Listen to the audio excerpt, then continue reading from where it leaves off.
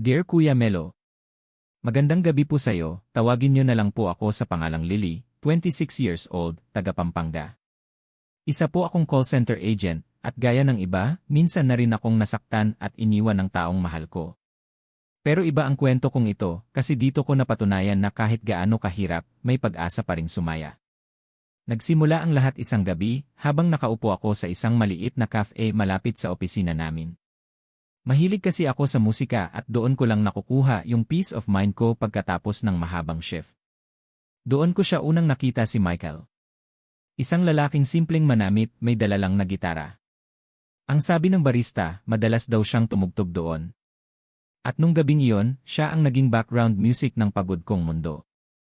Kinanta niya ang paborito kong kanta. Hindi ko alam kung coincidence lang o tadhana na ang gumalaw. Hindi ko na siya nilapitan noon, nahihiya ako. Pero simula noon, gabi-gabi na akong bumabalik sa cafe na yon. Hanggang sa isang gabi, naubos na ang hiya ko. Lumapit ako sa kanya at nagpasalamat. Doon nagsimula ang mahabang usapan namin. Si Michael, isang freelance musician. Hindi siya mayaman, wala siyang mamahaling gamit. Pero punong-puno siya ng pangarap. At sa bawat kwento niya, nakikita ko yung sarili kong matagal nang gustong magmahal muli. Ang galing mo tumugtog, alam mo bang yan yung paborito kong kanta? Talaga? Siguro nga meant to be na narinig mo yan sa akin. Haha, baka nga. Madalas ka ba dito? Opo, dito kasi ako kumukuha ng inspirasyon. Ikaw? Ngayon lang, pero baka simula ngayon, madalas na rin. Simula noon, gabi-gabi na kaming nagkikita. Hindi man kami magarbong kumain o mag-date sa mamahaling lugar, sapat na sa akin yung makasama siya. Minsan sa park, minsan sa cafe, minsan sa tabi ng ilog habang dala niya yung gitara niya. Hanggang sa dumating ang isang gabing hinding-hindi ko malilimutan. Nag-open siya tungkol sa takot niya. Sabi niya, Lily, hindi ko alam kung dapat pa kitang mahalin. Wala akong maibibigay sa'yo. Wala akong stable na trabaho, wala akong ipon, baka masaktan lang kita. Pero alam mo, ano sagot ko? Michael, hindi ko kailangan ng malaking bahay o mamahaling kotse. Ang kailangan ko lang, yung kasama ko sa lahat ng laban. Ikaw yon. At doon nagsimula ang pag-ibig naming dalawa. Pero, hindi naging madali ang lahat. Dumating yung araw na kailangan kong magdesisyon. May in-offer sa akin na promotion, pero kailangan kong lumipat ng Maynila. Malaking oportunidad yon, pangarap kong makuha. Pero ibig sabihin noon iwan ko si Michael. Sabi ko sa kanya, Michael, may offer sa akin sa Maynila. Malaki ang sahod, magandang future. Tahimik lang siya. Hindi siya nagsalita agad. Hanggang sa bumulong siya. Kung doon ka magiging masaya, hindi kita pipigilan. Masakit kasi ramdam kong ayaw niyang mawala ako. Pero alam kong ayaw niyang hadlangan ang pangarap ko. Bago ako umalis, nagkita kami sa cafe kung saan lahat nagsimula. May dala siyang maliit na papel. Playlist daw ng mga kantang itinugtog niya para sa akin. At sa dulo ng papel may nakasulat. Hanggang sa dulo ng playlist na to, ikaw lang ang laman ng puso ko. Umiyak ako, pero pinili kong umalis. Umalis ako, dala ang pangako na babalik. 3 buwan na akong nasa Maynila. Maganda ang trabaho, malaking sahod, pero pakiramdam ko araw-araw akong may kulang. Hindi ko pa rin nakakalimutan si Micah. Yes, nag-uusap kami minsan pero bihira lang. Busy siya sa pagtugtog, busy ako sa trabaho. At tuwing gabi, bago ako matulog, pinapakinggan ko yung playlist na iniwan niya. Napabulong ako habang nasa trabaho. Grabe, namimiss ko na siya. Uy, sino? Wala. Kaibigan lang. Napapangiti ng malungkot. Biglang tumawag si Michael. Lily, musta ka na? Okay lang, pagod lang. Ikaw? Ganun pa rin. Tugtog dito, tugtog doon. Pero namimiss na kita. Ako rin, Michael, sobra. Lily, may gusto lang akong sabihin. May nag-offer sa akin na mag-tour sa Cebu. Baka magtagal ako doon. Hindi ko alam kung kailan kita makikita ulit. Cebu? Gaano katagal? Baka 6 na buwan o higit pa. Ganun ba, di good luck na lang. Lily, wag kang mag-alala. Ikaw pa rin eh. Michael, late na. Matulog ka na. Habang lumilipas ang buwan, nakilala ko si Jackson. Isa siyang team leader sa opisina namin. Mabait siya, laging nandyan kapag kailangan ko. Hanggang sa isang gabi, nagyaya siyang kumain pagkatapos ng shift. Ella, okay ka lang ba? Parang ang lungkot mo lagi. Okay lang siguro, pagod lang. Kung may problema ka, pwede mo akong sabihan ha. Hindi mo kailangang mag-isa. May text si Michael, miss na kita. Sana makita ulit kita. Napatingin ako sa text, nagdalawang isip, tapos ngumiti ako kay Jackson. Salamat, Jackson. Hindi ko alam, pero pakiramdam ko, unti-unti akong nahihila palayo kay Michael. Hindi dahil hindi ko siya mahal, pero dahil napapagod na akong maghintay. Lumipas ang buwan, at sa totoo lang, hindi ko na alam kung hanggang kailan ako makapaghihintay. Si Michael bihira na kaming magkausap. Madalas hindi niya sinasagot ang tawag ko, o kung sumasagot man, laging pagod at wala sa mood. Samantala, si Jackson palaging nandyan. Laging handang makinig, laging nagpapatawa. Hanggang sa isang gabi, niyaya niya akong kumain pagkatapos ng overtime. Lily, minsan lang tayo magkausap ng maayos. Kamusta ka na ba talaga? Ewan ko, Jackson, parang hindi ko nakilala yung sarili ko. Kung tungkol yon sa boyfriend mo, Lily, ayokong pakialaman ang relasyon nyo. Pero nakikita kong hindi ka masaya. Hindi ko rin alam kung masaya pa ako. Biglang may text si Michael, sorry, gig ako ulit. Hindi kita matawagan. Ingat ka palagi. Si Jackson nakatingin sa akin habang hawak ang baso ng tubig. Lily, kung sakaling kailangan mo ng sandalan, andito lang ako. Napatitig ako at nagdalawang isip tapos bumuntong hininga, salamat, Jackson, pero hindi ako pwedeng hindi ko tinuloy yung sinabi ko. Sabi ni Michael sa sarili. Minsan naiisip ko, tama pa ba tong ginagawa ko? Lumayo ako para magtugtog sa Cebu para sa pangarap ko. Pero habang kumakanta ako sa harap ng maraming tao, siya ang naiisip ko. Si Lily. Gabi-gabi, sinusubukan kong tawagan siya pero madalas hindi siya sumasagot. At kapag sumasagot man, parang may iba na sa kanya. Natatakot ako. Natatakot akong baka mawala siya. Pabulong na sabi sa hangin. Lily, sana maghintay ka pa. Bigla tumawag si Michael. Hello? Lily? Michael? Diyos ko, bakit ang tagal mong hindi nagparamdam? Okay ka lang ba? Lily, may sakit ako. Hindi ako nakatugtog nitong linggo. Hindi ko alam kung makakabalik pa ako sa Cebu. Ano? Anong ibig mong sabihin? Lily, kung kaya mo umuwi ka. Gusto lang kitang makita. Hindi ko na pinatagal, kinabukasan, umuwi ako dala ang takot at pag-asang makita siyang muli. Mahina habang papasok ako sa cafe. Sana nandito ka pa niya. Si Michael huminto sa pagtugtog, kinuha ang mic. Gusto ko lang sabihin sa taong nasa likod ngayon, salamat sa pagbabalik. Hindi ako sumuko kasi alam kong darating ang araw na makikita ulit kita. Sabay naghiyawan ang mga crowd. Ako habang umiiyak, Michael. Lily sabay ngumiti, halos maluha nung makita ako, hanggang sa dulo ng playlist, ikaw lang. Sabi nga nila, kapag mahal mo, ipaglaban mo. Pero paano kung ang laban na ito ay parang giyera na walang kasiguraduhan kung mananalo ka? Pero si Michael, hindi sumuko. Kuya Melo, akala ko nung nagkita kami ni Michael ulit, happy ending na.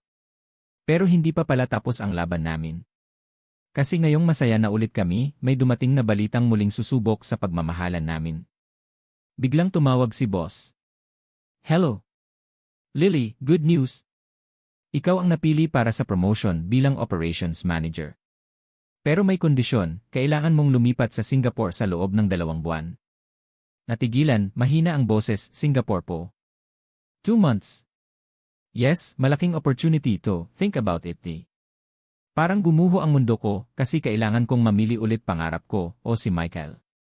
Michael, may sasabihin ako. Ano yon? May offer sa akin sa Singapore. Pero kung tatanggapin ko, mawawala ako ng matagal. Lily, ilang beses na tayong pinaghiwalay ng layo. Hindi ko alam kung kakayanin ko pa. Michael, ayokong mawala ka ulit. Pero ito na yung pangarap ko. Kung mahal mo ako, huwag ka nang umalis. Ako na umiiyak habang sinasabi, kung mahal mo ako, intindihin mo kung bakit ko to kailangan. Sa huling gabi namin, bago ako magdesisyon, nagyaya si Michael sa park kung saan kami unang tumugtog ng sabay. Lily, bago pa maging huli ang lahat, gusto kong marinig mo to. Kinata ang favorite song namin. Ako na nakapikit, umiiyak habang nakikinig sa kanya. Pagkatapos tumugtog sabi niya, "Ikaw ang dahilan ng lahat ng kantang ginawa ko. Pero kung masaya ka sa pangarap mo kahit masakit, pipilitin kong tanggapin." Dumating na ang araw ng pag-alis ko. Heto na. 2 oras bago ang flight ko. Hawak ko ang ticket. Hawak ko rin ang maliit na papel na iniwan niya noong una, hanggang sa dulo ng playlist na to, ikaw lang ang laman ng puso ko. Tumingin ako sa paligid at nakita ko siya. Si Michael. Tumakbo siya papunta sa akin. Hingal niyang sinabi, "Lily, kung aalis ka, huwag mong isipin na iiwan kita. Kasi kahit gaano kalayo hanggang sa dulo ng playlist ko, ikaw pa rin." Huminga ako ng malalim, "Michael, hindi ako alis. Dito ako. Sa piling mo." Bigla ko siyang niyakap ng mahigpit sabay bulong, "Mamimiss kita. Michael." 6 na buwan na ang lumipas mula nung desisyon kong piliin siya. Hindi naging madali pero andito pa rin kami, mas masaya, mas matatag. Nagbukas kami ng maliit na cafe. At tuwing gabi, siya pa rin ang tumutugtog. At ako pa rin ang muse niya. Si Marco habang nasa stage, minsan, hindi lahat ng pangarap ay trabaho. Minsan, ang pangarap mo siya ang katabi mo. Akala ko tapos na ang lahat ng drama namin ni Michael.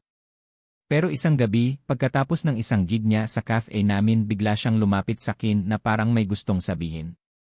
"Lily, pwede ba kitang makausap sa labas?" "Ano iyon, Michael? Matagal na kitang gustong tanungin nito. Alam kong marami na tayong pinagdaanan at hindi ko alam kung may tamang oras para rito, pero ngayon na siguro." "Michael, bakit parang kinakabahan ka?" Si Michael biglang lumuhod at may hawak na kahon na maliit at binubuksan, "Lily, will you marry me?" Ako napahawak sa bibig at umiiyak, "Michael, yes. Yes, Michael. Yes." Nagyakapan kami, biglang nagpalakpakan ang mga crowd mula sa loob ng cafe. Hindi ko alam kung anong gagawin ko sa sobrang saya.